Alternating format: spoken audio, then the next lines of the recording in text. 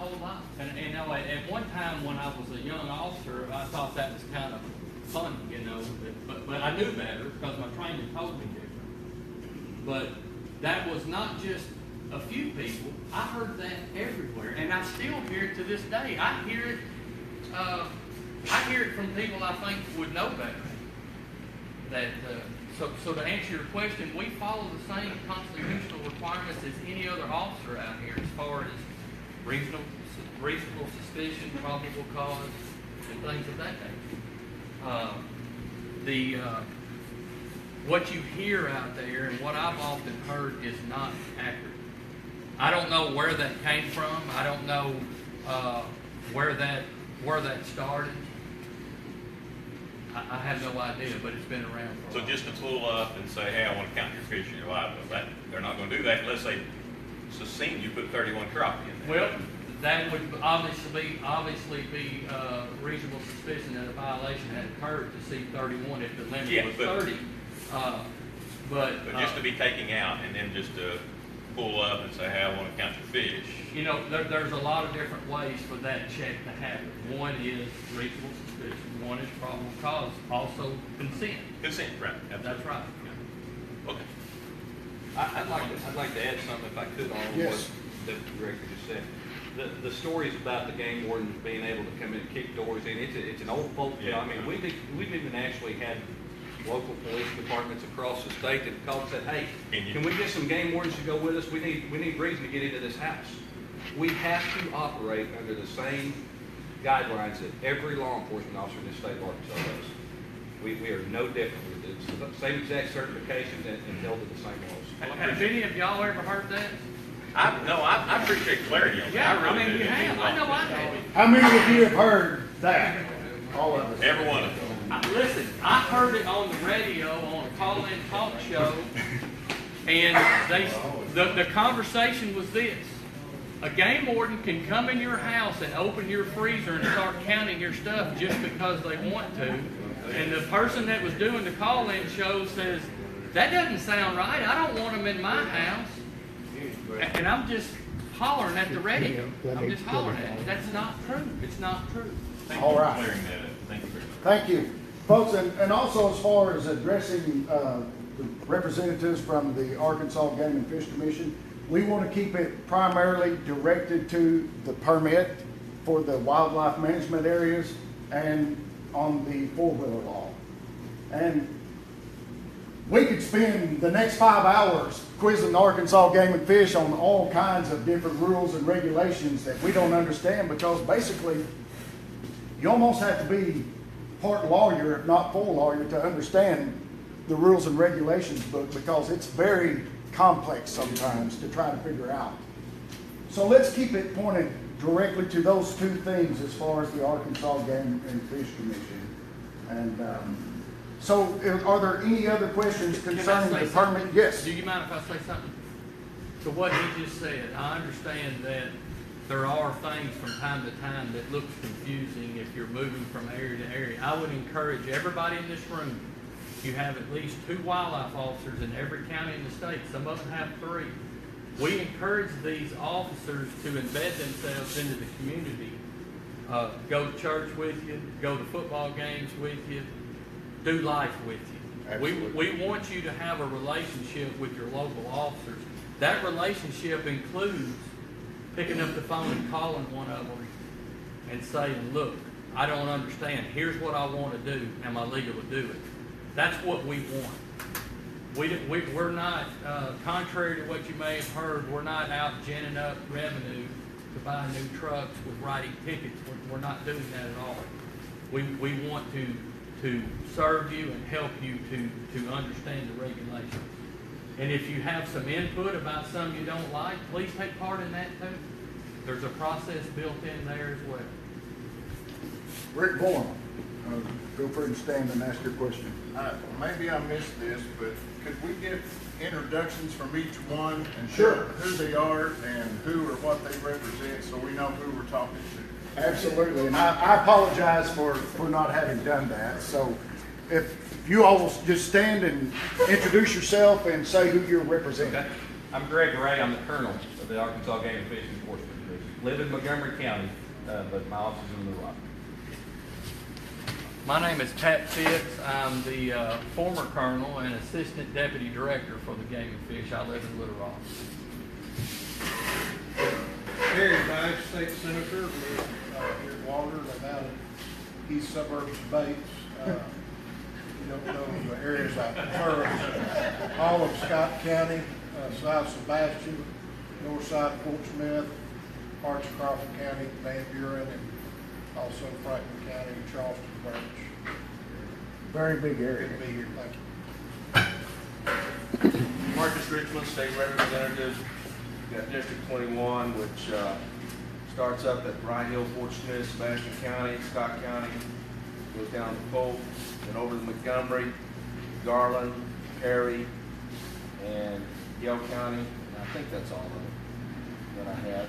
And I live down close to Bradley, Arkansas. Grew up here out on East 80, out there in Richmondville, out on East 80. Jan.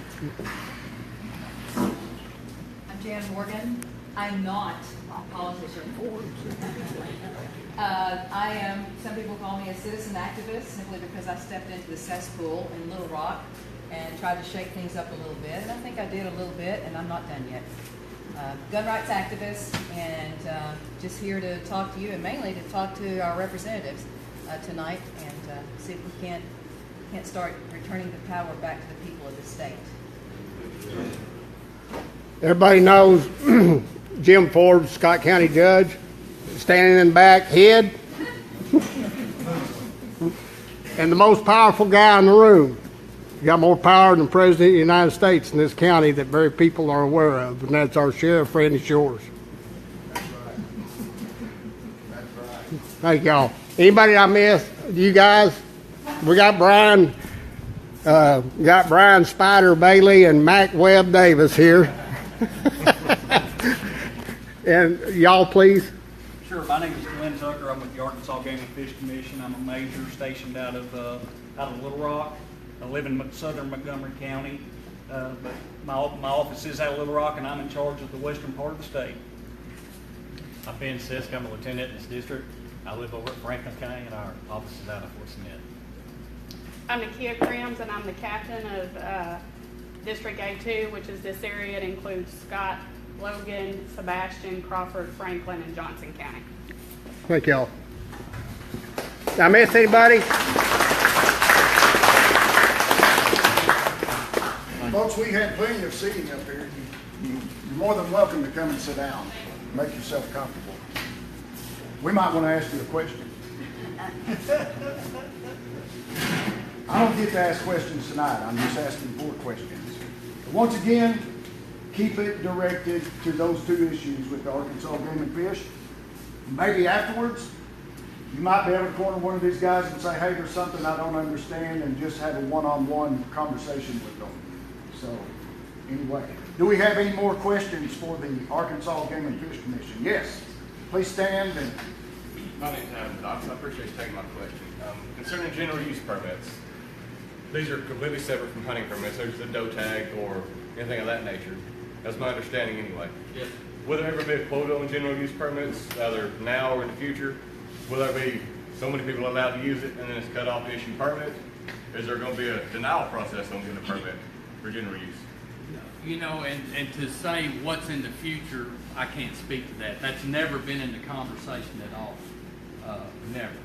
We want to encourage people to use these lands, this wildlife management areas around the state.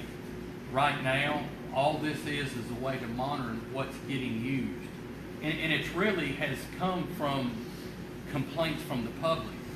We hear on certain areas, now some of the areas not so much, but some of the areas we keep getting feedback from the public that says Game and Fish needs to do something. This place is overcrowded, it's getting dangerous. Like, I don't want to take my kids out there anymore. So the question is it really overcrowded? Is it just the area? Maybe there's too many people in one area on the wildlife management area. These are some things up till now that we've been unable to even put our hands around. it's hard to know how much use is getting used and during different seasons. That's all this is. It will open up a way to communicate back and forth, not just one way, but back and forth with the consumer on what's needed, what's working, what's not working.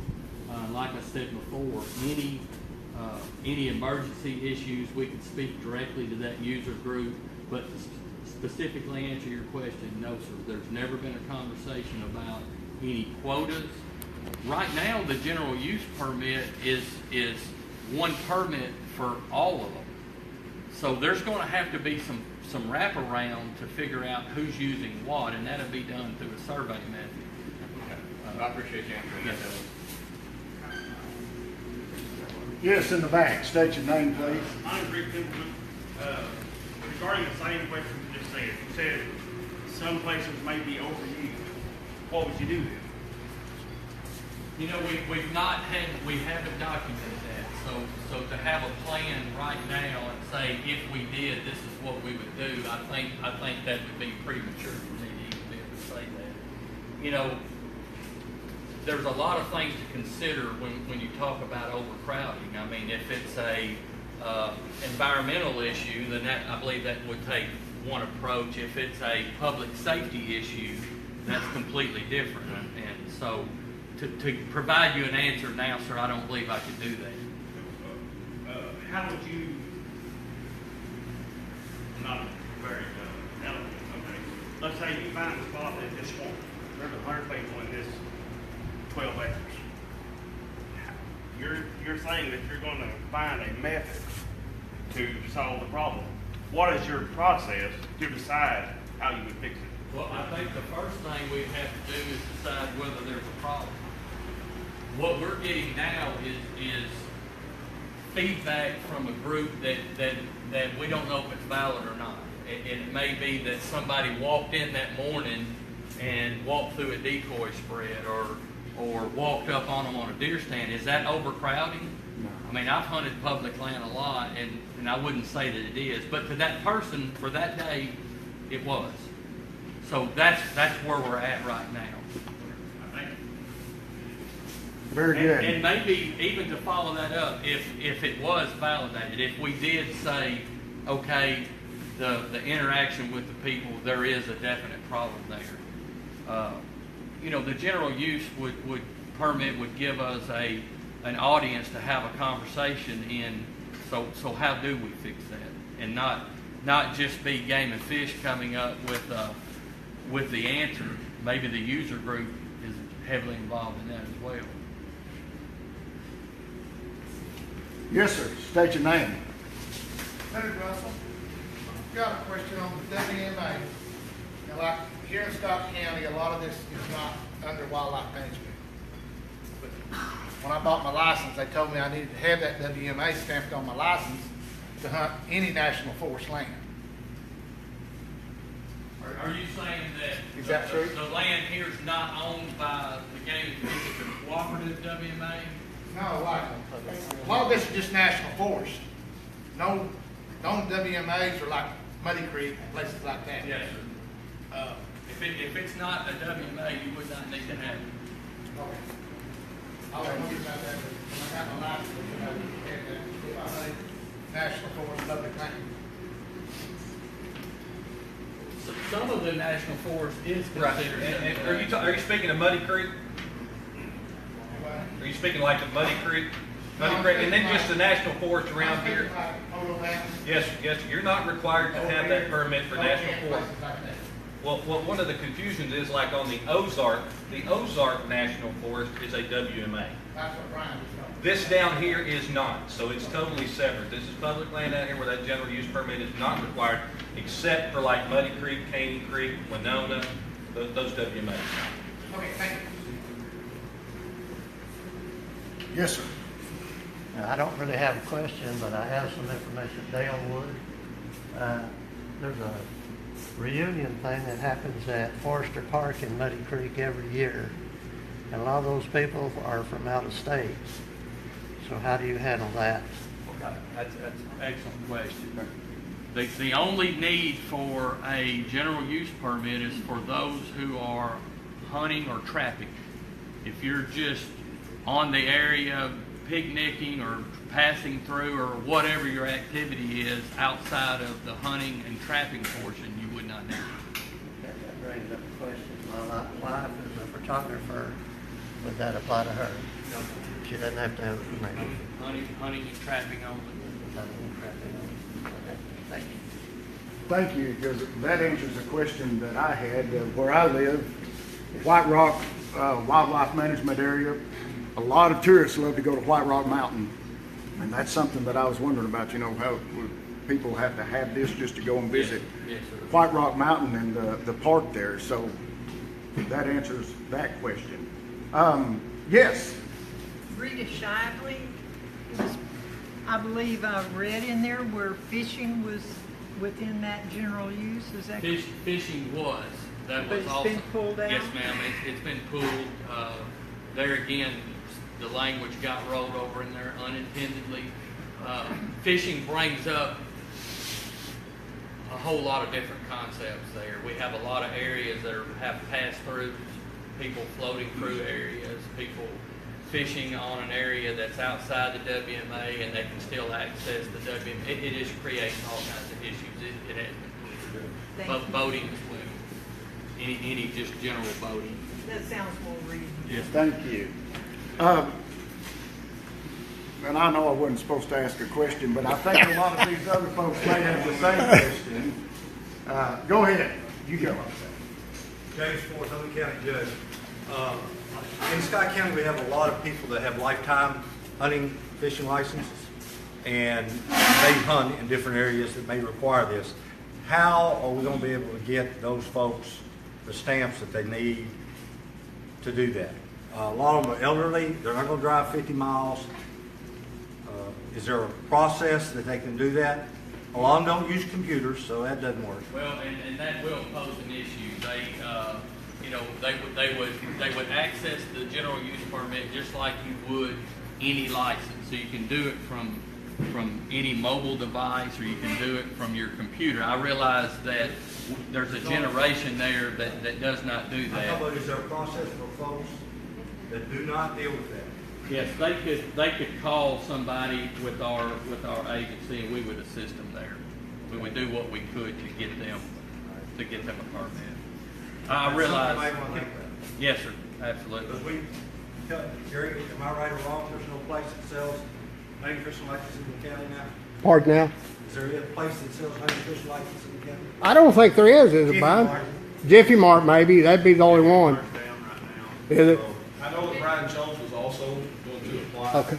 I hadn't contacted him, or I hadn't heard from him lately to see if he got that follow through. I called Little Rock and gave him the person he needed to contact, and from there, I'm not sure if he's went through with it or not. Yes, that's an option. We'll do everything we can to get that in their hands. I realize that, we've got a couple of things going on. We've got a new license system that we're stepping out with, and it's like building an airplane in your garage. It looks good while it's sitting in the garage, but when you spin the propeller on it, it's tough. So we're working through some issues there, but like I said before, reach out to your officers and to other game and fish people. We'll do what we can to get you that permit. And just to follow up, this is new. This is a new deal. You can rest assured we're not going to come out and be over the top here. We realize that there is some growing pains when you transition to something new, and just like what the judge just mentioned there, we've got some catching up to do with some different folks. So we're going to do everything in our power to make this first year, this transition run smooth. Gary, I don't think that they, I'm so sorry. You're fine. I don't believe that they deal with the lifetime licenses where they sell the regular licenses, so you may want to, for the elderly, you may need to create an avenue. Can I address that? Yes, Okay. For those of you in that situation, you can call the Fort Chaffee office. If you don't want to drive up there, you can call the Fort Chaffee office, and those ladies up there, you can give them all the information that's required, and they'll be glad to print you one off and mail it to you. They do that quite frequently, and they've already done that for people. That's a lot of what we discussed this week. There's a whole lot of education that's going to be involved with getting this word out. Just like this guidebook where it's coming out on page 67 where this is the permit, what's required, that's not going to be valid this year. We're going to have to get that word out. And trust me, just as the deputy director just mentioned, there's a long process here of us getting everybody on board with it and how it works and everything like that. So, and I know you're quite familiar with Brian and Mac. You know they're not out here hammering people. They're educating people first. So that's what we've instructed everybody. Let's educate them first. So they're not going to go out there heavy-handed. That was the question that I was going to have. What is the Arkansas Game and Fish Commission going to do since that has already been rolled over into the new booklet? What are you all going to do to educate people that it does not apply? That's a good question. We will start quickly putting information out through every channel that we have as far as the Arkansas Outdoors newsletter, our website, every conceivable way. We won't just do it one time. We'll do it several times. These officers back here with these uniforms on, you'll be shocked how far word of mouth can travel. They give little mini PR events every day at the gas pump. And, we're better. So we're gonna get that information out, and I encourage you to tap into that too when you have questions. Thank you. I had a Facebook question on Levita Jones. She's somewhere up north central Arkansas, and she has a special needs daughter. And she was asking how that it might affect her on the permits and on the general use permit. On the general use permits, I think is what she's asking. Yeah, it would, and I don't know what the young lady's age is. Yeah, I'm going to get. Probably 28, 30 years old. She would be, if she's hunting one of our WMAs, then she would be required to get the general use permit as well. Okay. Thank you. Questions? Any questions? Do you have any questions for Senator Rice, Representative Richmond? Yes. Rita Shively again. There are changes to the trespassing laws. Can you go into detail? Well, if you don't mind, we'll get into that later. And let's get all the game and fish out of the way, Rita, where we can get them back on the road, if you don't mind. Yes, sir. I got here late and I've already been asked. My name's Steve Hunt. Is it legal? Well, last year this happened to me. I was on Main Street, and I heard that you're not allowed in there with a four-wheeler, so I didn't take it, and I shot a deer pretty good ways off the road. Would it have been legal for me to have got the four-wheeler and retrieved it? The four-wheeler thing does need to be addressed, so That's why. That was a part of it, Dan. That is. yes. Okay, very good. Yes. So I know there are some restricted areas in the wildlife management areas where four-wheelers are not allowed. For example, I don't consider myself elderly by no means, but I'm not a young buck anymore either. I know when I hunt in Colorado, there are some places, if it's not a wilderness area, between 1 o'clock and 5 o'clock in the afternoon, I'm allowed to take the four-wheeler into the Forest Service roads and retrieve my elk. But that's the only time I can use it. What is there any avenues for retrieving animals in wildlife management areas that's off the beaten path? The OHB, that's a Forest Service, it's a federal regulation, okay? So I hate to speak exactly what their stuff is, and Mac will have to help me or Brian on the avenues in the area that you're talking about. I know, working in Montgomery County most of my career, that the Forest Service officers down there and how we handled it was if you killed the deer, often like you did in Muddy Creek, I worked hard in Muddy Creek, that if it was an open road, I'd have to look at their map to see what road you were on to see if it was an open road. it was a closed road, then they would restrict it. But how we handled it on most of the national forests, most of Montgomery County, with the exception of the northern part, was open to a whole lot of OHV traffic on the roads, other than in like campgrounds at the Forest Service. And unless that person come out of the woods and we knew they were driving around all day long, it wasn't even addressed. If they came out with a deer, it wasn't even a question. So, I mean, Mac may have to answer it exactly on where you were at, or Brian, but I can tell you that's how it's handled by us, because it's a federal regulation. It's a Forest Service OHV law that has restricted that. I can only speak for me and Mac and Paul, the Forest Service Filio in this area.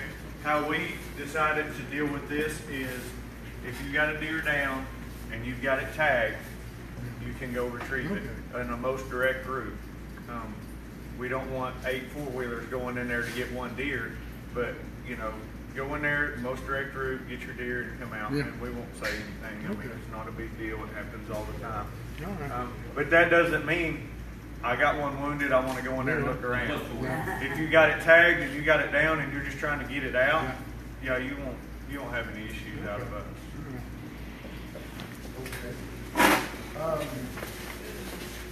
Senator Rice, you had a question.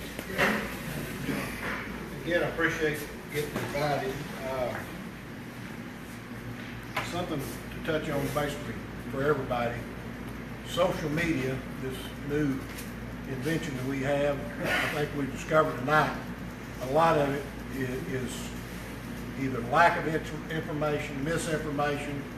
It's useful in that and let me thank Deputy Director Fitt, because he has been over to Scott County twice in the last 2 weeks. He can't make a special trip over to meet with me to give me some updates on some stuff that we worked on, some concerns that we had. Deputy Director Crow has been good in communicating, and again, I've told each one I appreciate Game and Fish being here. I can tell you what, on a Friday evening, most agencies are not going to do this. Okay? Here's what I would like to know, and I think the people would like to know.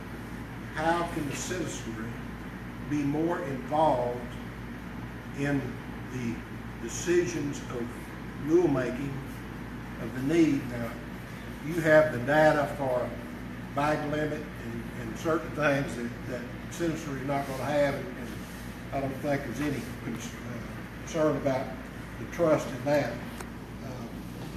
What I would like to know is what can we do to get involved? Now, they've got a beautiful building in Little Rock where the commission meets. They do a lot of work. They do good work across the state. But a lot of times the citizens don't know about it until it hits. So that's, if you can fill us in on that, and answer this. I'm your representative in the Senate. Representative Richmond is in the House. We are on different committees. I'm on Legislative Council, which is basically the legislature when the legislature is not meeting. We don't meet in session, but every other year for general stuff, and then we'll meet next year on physical matters only. In the Legislative Council, we have like 15 subcommittees. One's Game and Fish, Game and Fish State Police Subcommittee together. Always have some good information. They've come up and informed us on like chronic wasting disease and those type of things. One thing that I have asked for, and other legislators have asked for, is we want to be part of representing the citizenry to know what's going on. And it's my understanding that new rules are being filed and have been for some time, years, with the Bureau of Legislative Research. We have asked that Game and Fish they're not necessarily every month meetings, and we don't have one scheduled for this month. It's my understanding that Game and Fish will now start reporting those rules to the subcommittee. Do you know if that's correct? I have not heard that, but I will. We have asked DOR to bring that to you. Now, we do not have any authority, and this goes into that perceived assumption that Game and Fish has more power than some other agencies. They do have a lot of power. They were given that power in 1947, 45, and I've always tried to put myself in the citizen's mindset of coming out of World War II.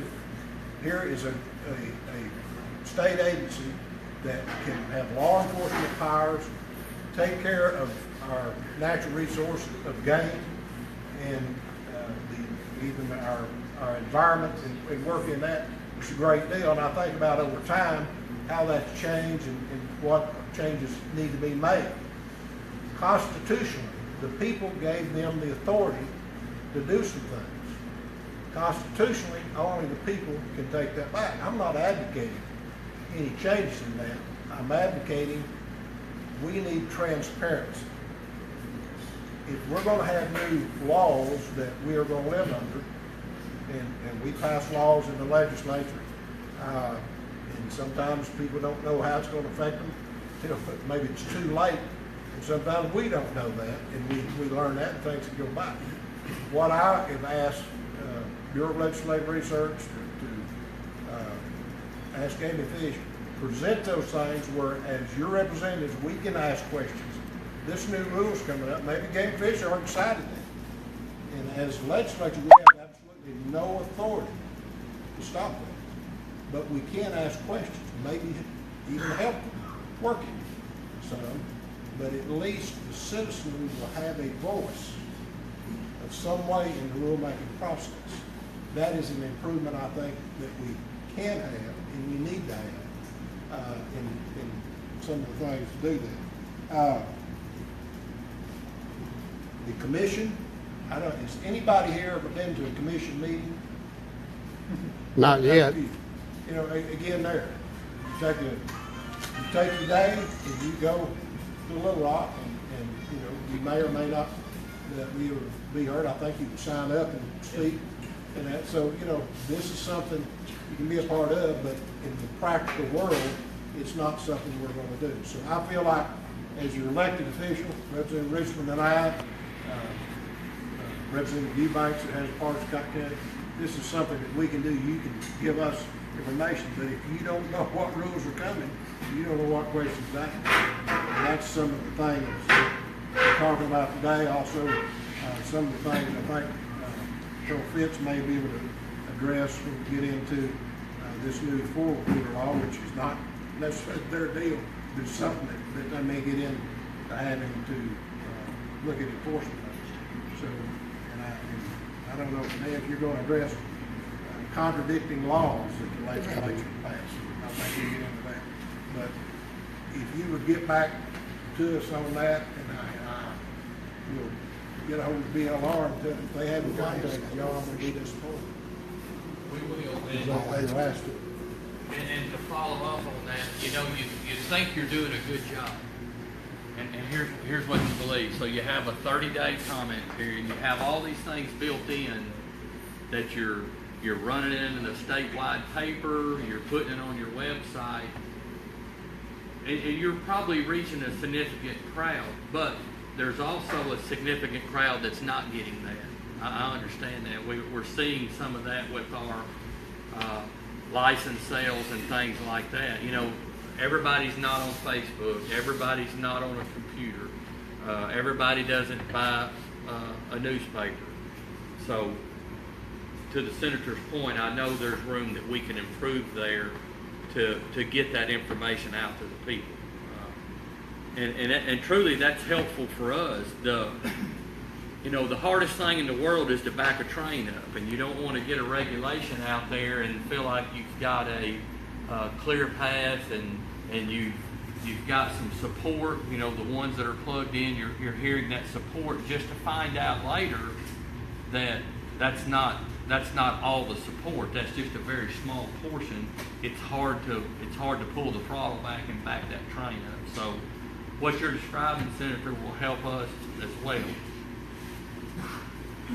I noticed in times past that just prior to hunting season and the early fall, there's been times when Channel 5 out of Fort Smith they would bring just a brief window up about maybe a new law that's changed in the hunting regulations. And a lot of people watch 6 o'clock news or the 10 o'clock news to see what the weather's gonna be, and they catch that and it prompts them to research.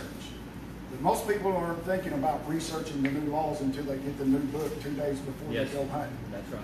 And then they're like, well, I didn't know about this, so. And it's hard to plug in even to the media outlets like that because, you know, that's not big news to draw that time. Right. But yes, to your point, seeing the section of the book that says new for this year, that's already sailed. Yes, sir. My name's Howard Robinson, and I'd like to address a little bit about what Terry said about the game and fish being different from the legislature. Amendment 35 gave them that autonomy, which, in my opinion, is a very good thing.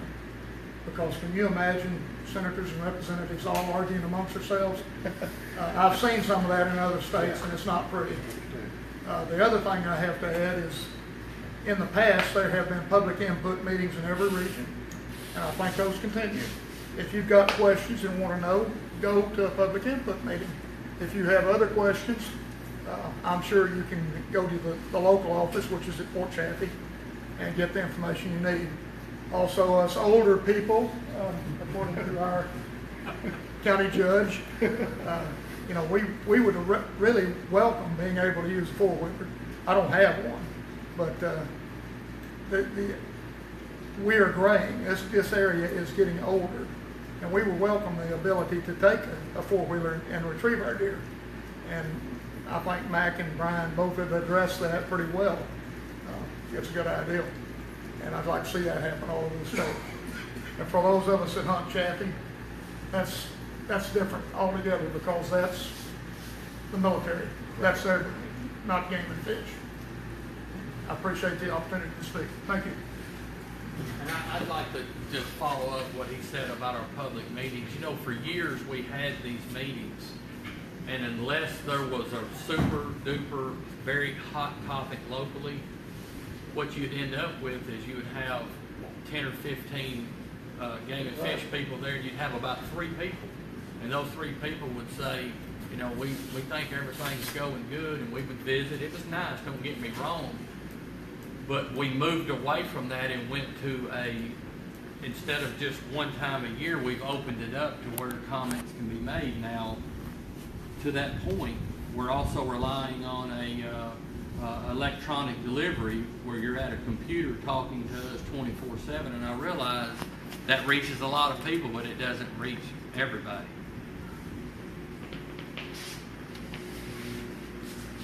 I know that you guys are tough, because I'm sweating. I'm hot. And you all are wearing jackets and ties, and I would have already taken that jacket I'm gonna off. have to throw this shirt away on the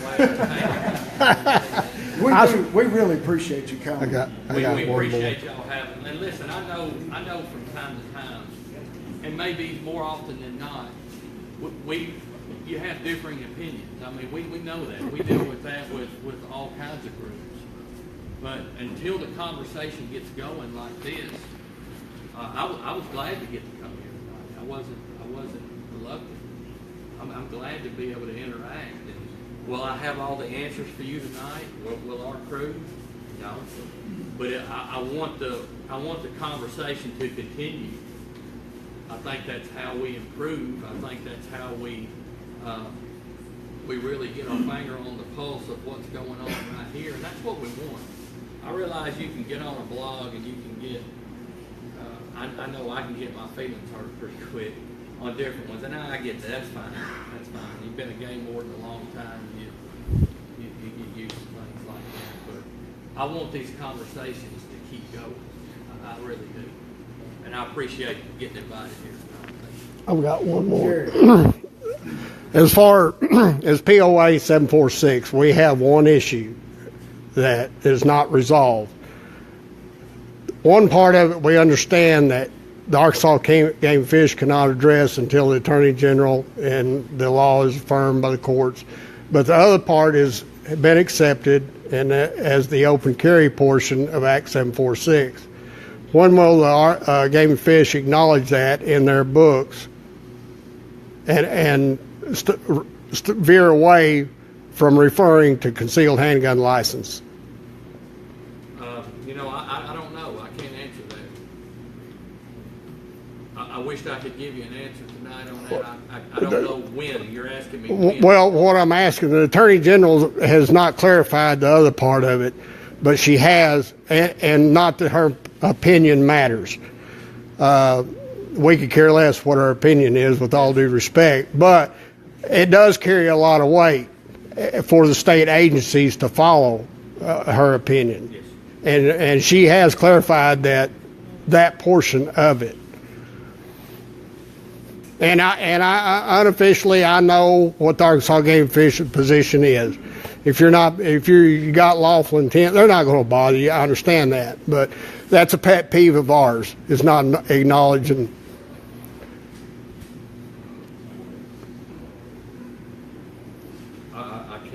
I don't have an answer for you, but I'm writing it down. Okay. What is the law in the wildlife management areas now concerning a citizen carrying a concealed weapon without a permit? Okay, so clearly you can do that while the season's in, and that firearm is legal for that season. Now, I know y'all don't like to talk about concealed carry, but that's the way it's listed in our regulations. And that's what I was addressing. Yes, yeah. sir. So that's the way I'll speak. Concealed carry is exempted as long as you're not utilizing that firearm while you're hunting. That's not your primary killing weapon. It's just a carry. So outside of an open season where that firearm, where there's no firearm season, you cannot have a weapon in there on WMAs. If I go to White Rock to visit in August, I'm not allowed to have a weapon. First question would be, is there a season open in August on White Rock? There's only about a 30-day period that there's not some type of season open. Now the question would be, does your firearm link up with those seasons? With that season, yes. In August, you're gonna have title for season. What month is there not a season? March. No. So if I go to White Rock in March and there's not a season, I'm not allowed to have a weapon. I don't know much about White Rock. White Rock is a WMA. Yeah. Yes, sir. You would be in violation. With a handgun? Yes, with anything that's not legal for an open season. I'm confused because state parks, you have a right to carry a gun in the state of Arkansas. Every citizen, permit or no permit, from any agency has a right to carry a gun, concealed or open. I'm a state police certified firearms instructor. I teach the law, and there is nothing in the law that says that I can't carry a gun in state parks. In fact, I can carry a gun in state parks, a handgun, and I'm not a hunter. But I ride a motorcycle through state parks all the time, and I open carry my handgun on my hip. I'm not there to hunt. I'm there to enjoy our state park. So I'm hearing you tell me tonight that I can't carry a gun in a state park unless I'm hunting, and it has to be a hunting appropriate gun. Tell me I misunderstood you there. You did, because I didn't say anything about state parks. Wildlife management area. Wildlife management area. Yes. Okay, so Yes. There's Not a state park. Not a state park. Yeah. Wildlife management area. Okay. But that's still a concern. I mean, that's a huge concern. I mean, White Rock is a massive area and tons of recreational people riding Jeeps and everything else in White Rock and four-wheelers. And you're telling them they've got to leave their concealed carry weapon at home. When there's no season in. Yes. Okay, so now we see that is a problem. And that's something that we need our lawmakers. And just so you know, when I said the cesspool in Little Rock, I wasn't referring to these guys. These are the good guys. You're lucky that you have great representatives representing you, because that's not the case throughout the state. We've got some serious problems with the Republican Party. Republicans are actually voting and acting like Democrats, especially on gun rights issues. And when I said I'm a citizen activist, what I should have said is I'm a gun rights activist. That's my primary concern, is your gun rights and my gun rights. And so I have a problem because Arkansas is the natural state. We want to enjoy all of it. And Article 2 of the Arkansas Constitution is very clear about the gun rights of the citizens in this state, and it's not about hunting. So that is something apparently we need some transparency on, and we need to get addressed. Our good lawmakers here who are going to take care of that for us. So you can write that on your list of things that I'm going to be at your state capitol trying to get some answers for you on, and I'm going to push for some change there. All right? So That, sir, that's where I have a problem with it. And I'll tell you right up front, right now, I ride into Muddy Creek Wildlife Management Area, horses and stuff. If I think I need it, I carry what I think I need. Whether it's the M1A Scout, 870 with buckshot, I understand all that. And I'm prepared to challenge the law.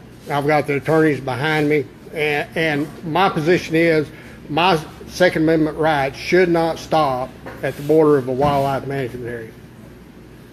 Now, that's where we do have problems. Yes, I realize that you all are enforcing the code that is written, or the law that is written for your game and fish book, and the rules for the wildlife management areas. Would you like to see it changed? Yeah, I don't know how to answer that. That's kind of a loaded question. No, as an individual citizen of the state of Arkansas, would you like to see that I'm not changed? here tonight as an individual citizen. I'm here tonight as... And I respect that. I do respect that. Thank you. Can I ask you specifically what statute, where is it in the state law or policy? I would like a direct policy that addresses this issue so we can look it up so we can get it repealed. Would you like me to send it to you? Yes, sir. Please do. I'll get with you. I'm easy to find. Sir, my point on that question is your officers carry, I guess, the M4s now. I'm still old school M16s, but they carry AR or M4s, correct? Why do they carry those? In the performance of their duties if needed. For self-protection. And protection of others. What value is their life more important than a citizen in protecting themselves? No, I wouldn't say that it was. I mean, I hate to. I'm putting you on the spot. Yeah, you kind of are. Well, I mean, we're restricted from carrying into a wildlife management area, and I do, and I admit it right here now. If I feel a need to carry into Muddy Creek, if there's people around, now if I'm back isolated, I may not, but if there are a lot of hunter or something else, I carry, because I never know. I run across meth caps riding around and everything else. Yeah. So I feel like I should have the same right to self-protection as your officers do. And I think both your officers back here will tell you if they got in a fight, I'd be there to cover them. But I want the same right for me as they do and your officers. That's the issue we have that we... The lady... Yes, Ann Crossett. Would you stand, please? That say, please stand. Yes, please. Right. I know Forest Service, there's signs. You shouldn't do this. This is not permitted. Are there signs on those areas that during March or so-and-so, you should not carry a handgun? That might solve some problems for people to not be upset. There are some signs. Now, whether there's a sign at every entrance of every area in the state, I couldn't speak. Right. And it's a good time thing to read before you go with a handgun. Find out what the laws are so you won't be in any trouble. Prepare to stay out of trouble. I'll address that part later in the conversation. What she was talking about didn't affect y'all. I'll cover it later. Versus the National Forest versus wildlife management. I'm sorry. He's looking for the difference, the four-wheeler laws versus national forest to wildlife management area. What can he... Now, we've heard all kinds of rumors about the new four-wheeler laws. I just want to hear what they are. You're talking about the state law that passed on ATV? In the National Forest and in the wildlife management area. Yeah, I can't speak to anything. I don't know of any new ones that they've passed since they passed the OHB. Yeah. Restrictions here a few years ago, several years ago. I haven't heard. 3 mile deal is all. That's not a No, Forest Service OHB issue. That's a state law. We'll cover that, Greg, later with the Because a lot of these agencies, what the information we've got, they don't have. Right. A lot of the information we got, Randy didn't have. And we'll cover that with our reps directly. Mark Nichols. The law that states where I take my children camping, how many times have we heard of people out hiking or camping out in the wilderness trying to enjoy, well, it's not been 2 or 3 months ago, we had a guy hack somebody up on Mulberry Creek. So if I was at White Rock camping with my children, what would your response time be if you got a call?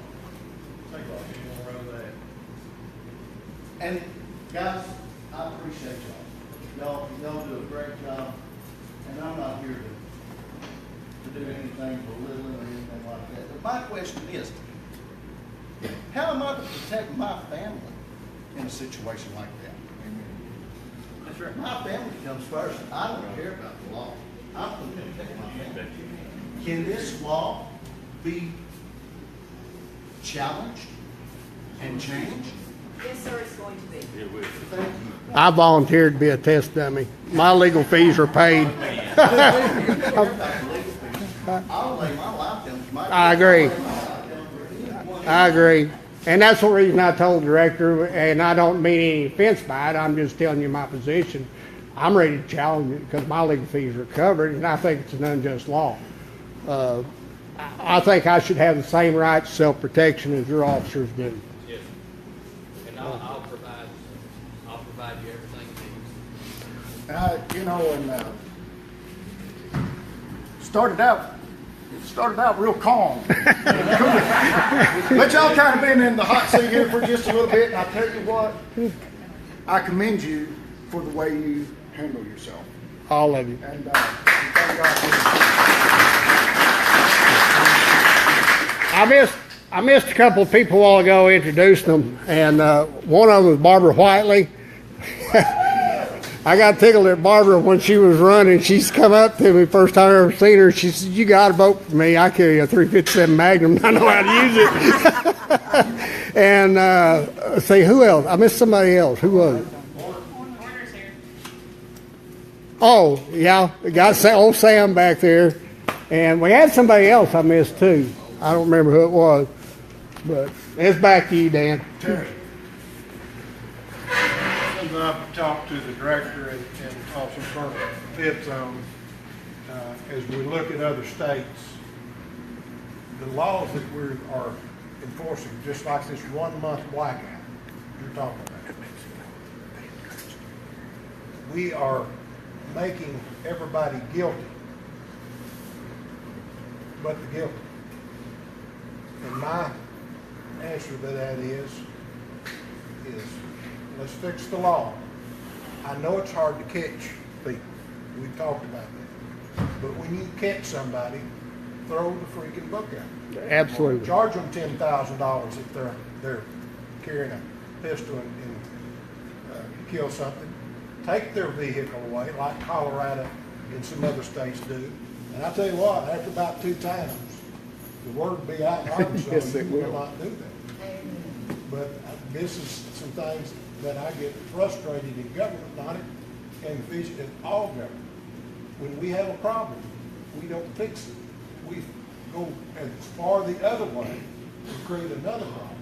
When we could stop in the middle and use some common sense and fix that. And I believe some other states that I hear about have made it. So this is some of the things I'd like citizenry to be able to bring to the commission. They can't come down there. They're working for a living. They may not even be hunters, but they darn sure, like this gentleman, are going to protect their family. And I hope, and I do know we've got officers that use common sense in what to do, but not all maybe will do that because the letter of the law says you're illegal. And that's what I'd like to change. And then if you got somebody that's a violator, yeah, go look at it. Absolutely. Thank you. Yes, sir. There's one thing I need to clear up here. I posed the question about this concealed carry, or not concealed, but carrying on a wildlife management out of season on your Facebook site. And whoever was monitoring that took a while, but they informed me that as long as I had a CHCL, I could do it. And now you're saying that's not right. You're saying concealed carry, is that? Concealed carry, that's what they told me. Had to have a CHCL. The permit. Yeah, permit. Yes, sir, you can carry concealed. Out I of thought we were season? talking about, Out of season. do what? I was originally talking about no Okay. permit, constitutional carry, and what he is saying, Permit. can you carry on a wildlife management area in March with a concealed carry Yes, sir. permit issued by the Arkansas State Police With for a a- very nominal fee? Or without. And I was addressing the without That's- part that's earlier. Two different. Yeah, but that, it's kind of the same question though that you was writing down a while ago. It is legal if I have a CHCL.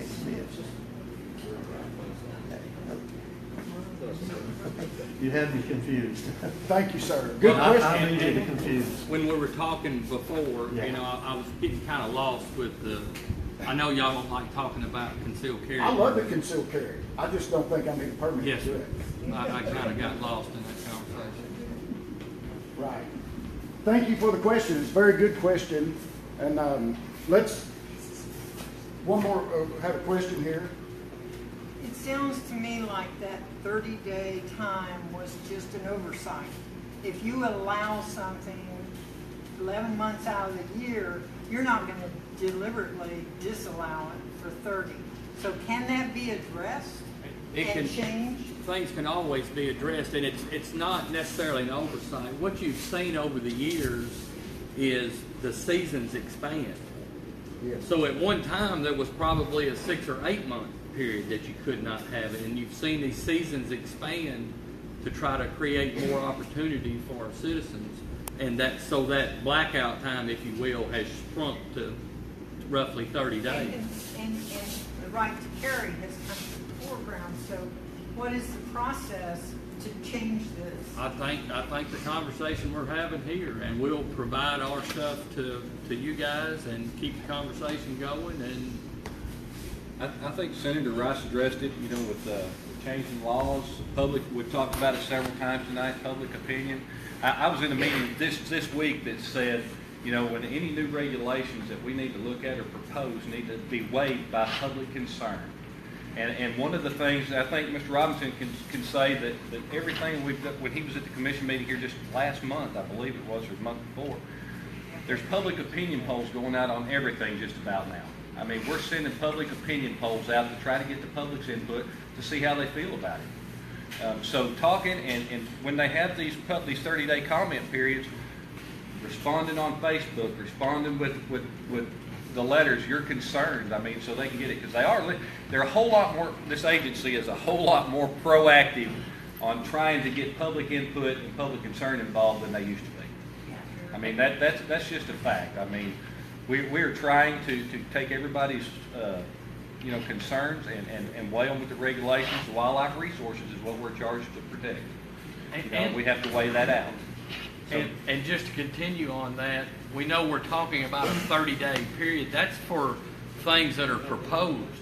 The window's open 365, and you don't have to do it on Facebook, and you don't have to do it by email or anything. You can still pen a letter and mail it in, and I promise you this stuff gets reviewed year round. So don't hesitate to get your thoughts on paper. And if this is something that's a burning desire for you, and we'll provide you everything you need, everything you're asking for, you'll have it in front of you to look at.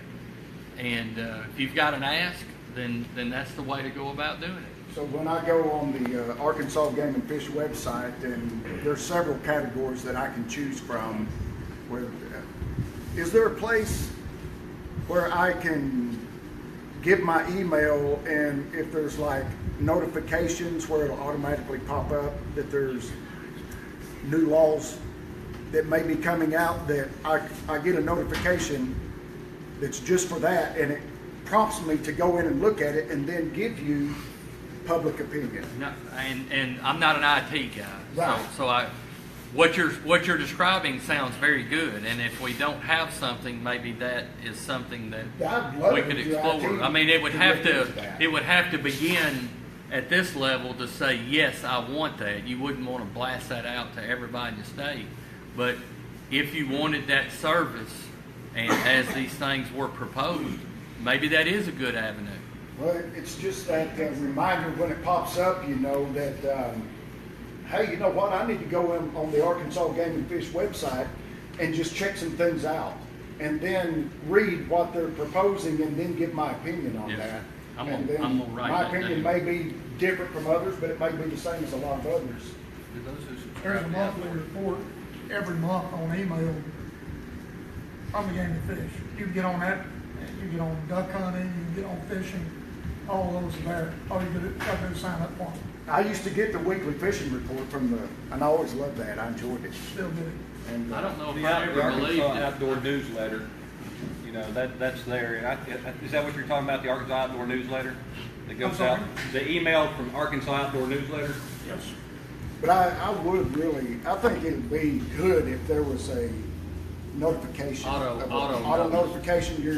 You have all of these people's email addresses, and it goes into that file or that database, and when a new law is proposed, the notification just automatically comes up to all of these email addresses so they can look at it. I've got it wrote down. On the handguns in parks, do you have any numbers on how many citizens have actually been arrested or charged for carrying a handgun in the?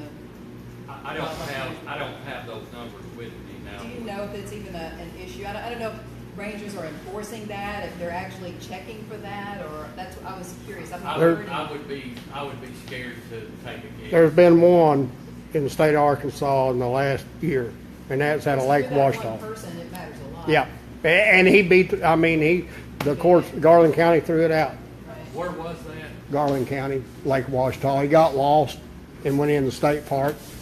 Oh, you're talking about the park. Yeah, the park, it's not don't have to do with Were y'all. you talking about game and fish lands, duck wildlife management areas? All state park land, any state parks, any game and fish areas. any Yes, ma'am. What's Wildlife management state areas. parks and our agency is separated, but I see what you're asking us Wildlife as, management yeah, areas. wildlife There you management go. areas, Yes. and I could not give you a number. And that's one of the problems with all these weapons laws that we have. They're so convoluted and mixed up and changed, the average citizen can't keep track of them. I had a representative call me 2 weeks ago, and he said, Gary, I understand what you're saying now. He said, I don't have a clue if I'm legal or not.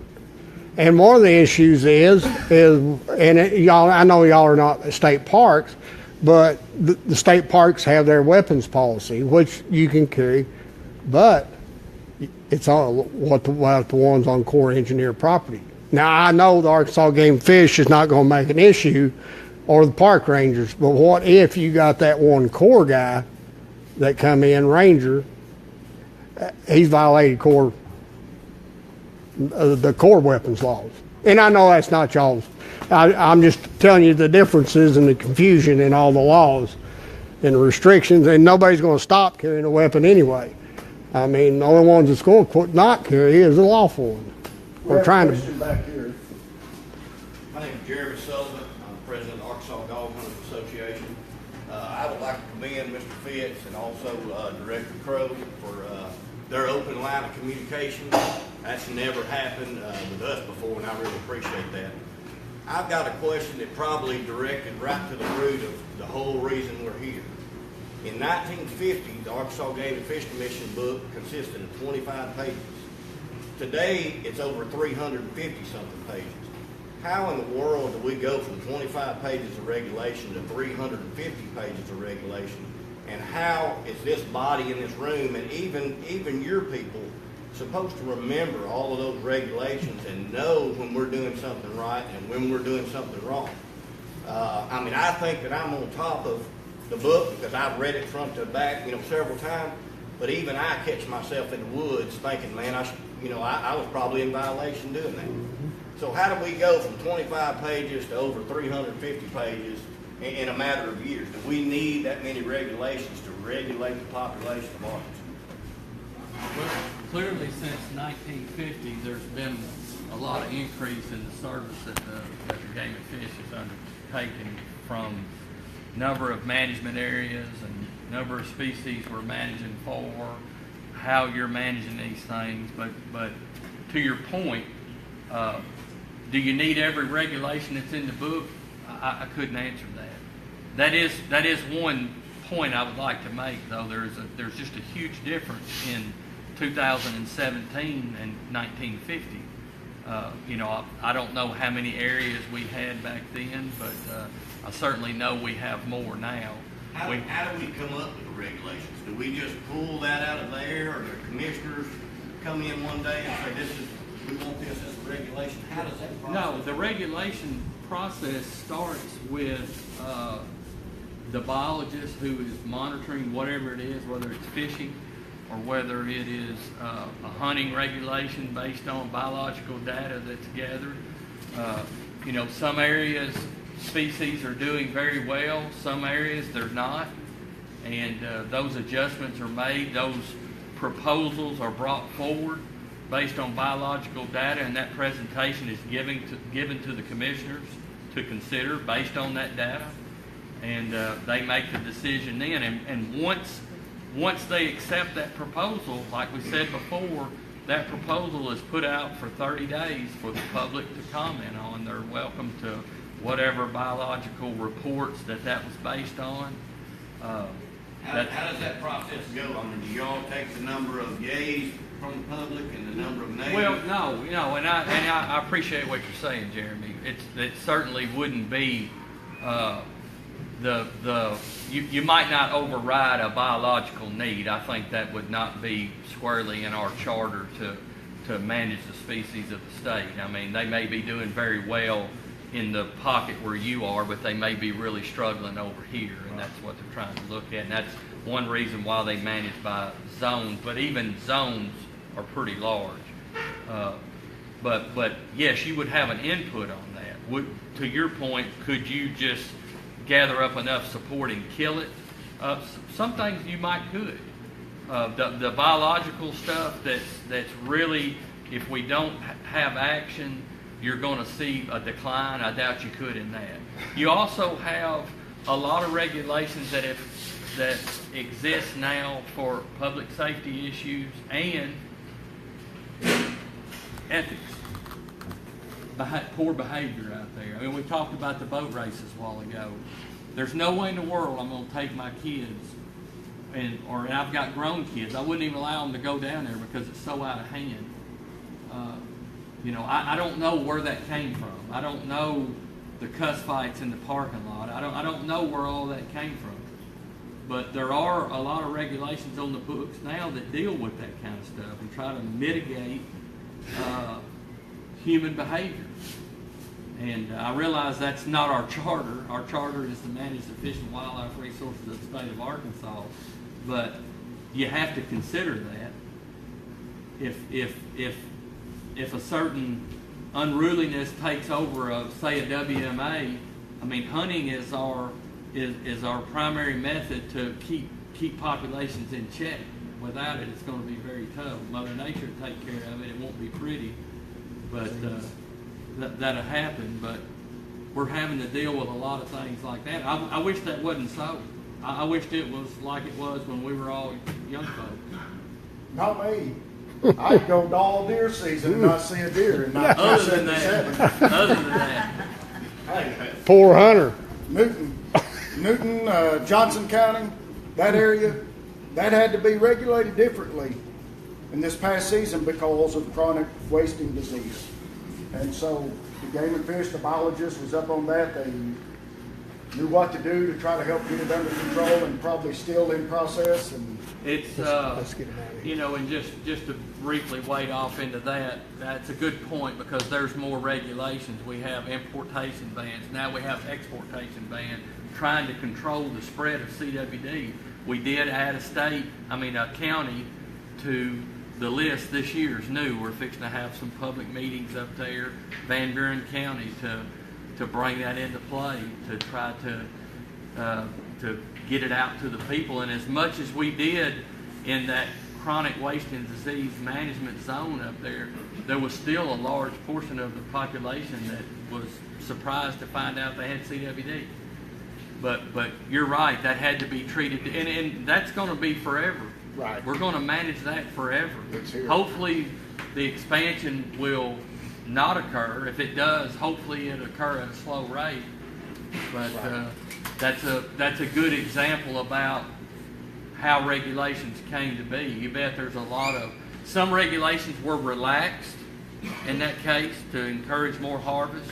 You know, it went away from maybe promoting a quality deer to getting the numbers down. Right. So, Hey, we appreciate you all.